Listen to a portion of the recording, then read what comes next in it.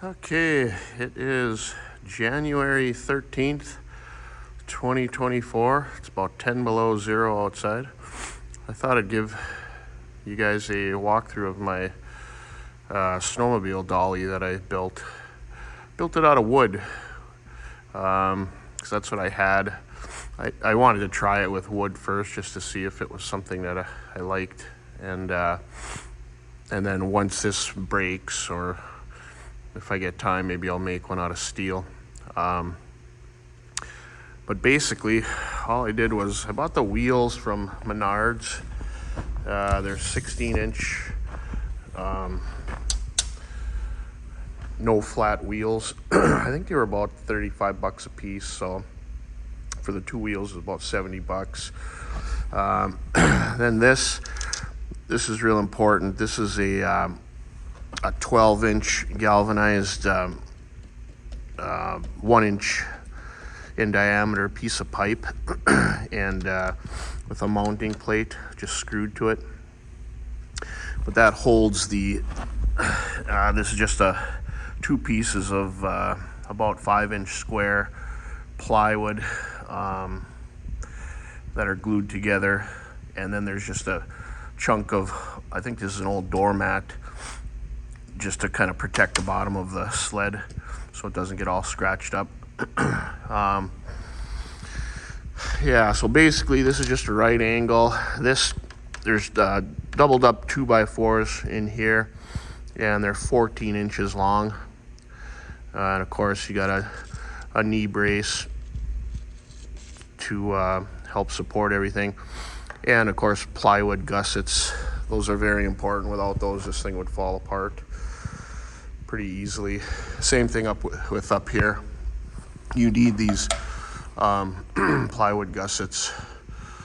So this is just a strap that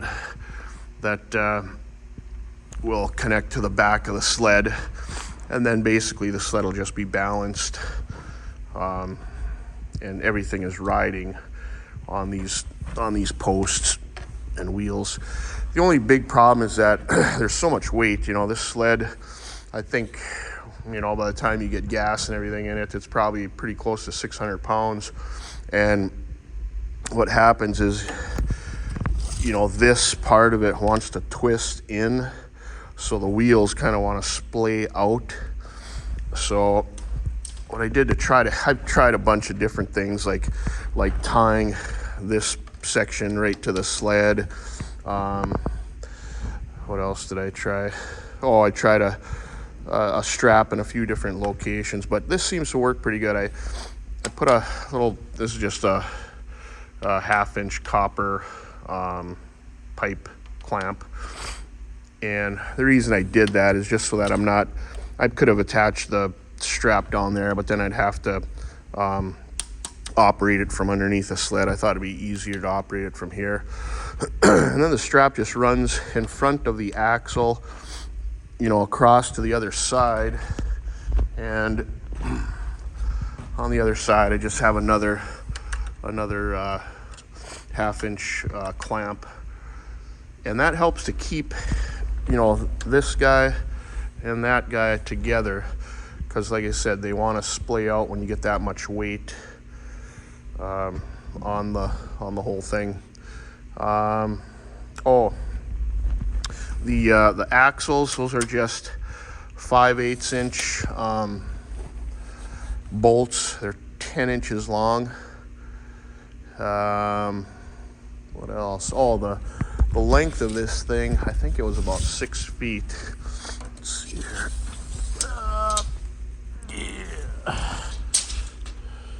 Yeah, about 6 feet long. In hindsight, they would have made that a little bit longer. You do have to work pretty hard to, you know, to flip this whole thing comes back this way, and to get it started, you really have to kind of reef on it. But it does work. You know, as you can see here in my pole building, I just have a dirt floor, so I needed something, you know, with bigger tires that I could roll this thing around. So yeah, so far it works pretty good. I'll get a video of me, you know, loading the sled and then unloading the sled. So here's a little closer shot of the post setup here. There's that 1-inch galvanized pipe. Yeah, I wouldn't want it any bigger, because then you wouldn't have enough wood, you know, to support this thing. And again, I'm just using 2x4s for the whole project, basically. This is those blocks. They're about 5 by maybe 5 by 6, I suppose. And the only reason I doubled them up was just so that I had enough thickness where I could drive a screw.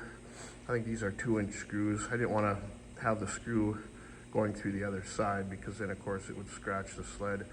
So basically these are just 3/4 inch copper pipe clamps. They'll probably break at some point, they're not too strong, but I wanted it so that, you know, you could rotate the thing around and still have it attached to the pipe. So yeah, these two are just glued together. And then this doormat, it's like a felt type material, but that's just epoxied to the wood. And I figured that epoxy would fail, so I drove 4 screws, just sheetrock screws, but there's like little ridges in here, so I just chose, I put the screw in a valley just so that the screw head wouldn't be hitting the sled. Okay, this will be me trying to load the sled. You can see I put a chalk underneath that wheel just so it doesn't slip out on me. Set the camera down here, hopefully you can see.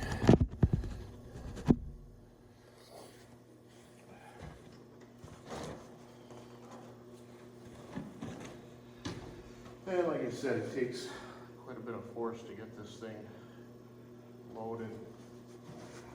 Make sure it's positioned right.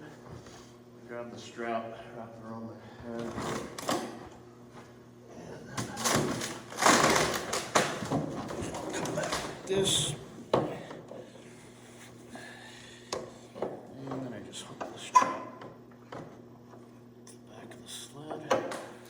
So now it's ready to wheel around.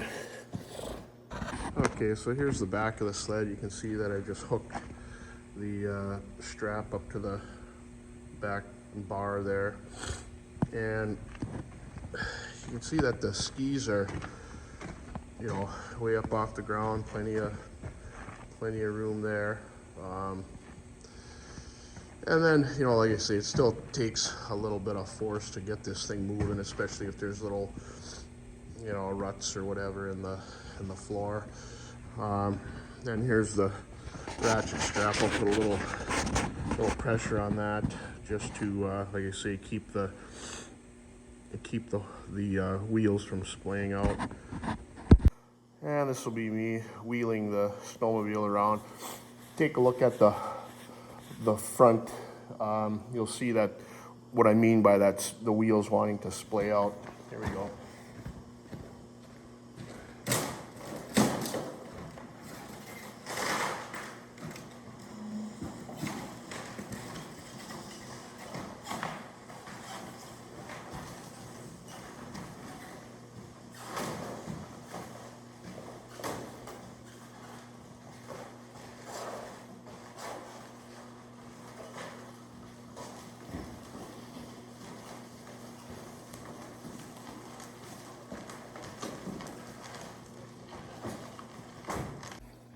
So then to lower the sled, all you got to do is just put a little force on this guy, disconnect it from here,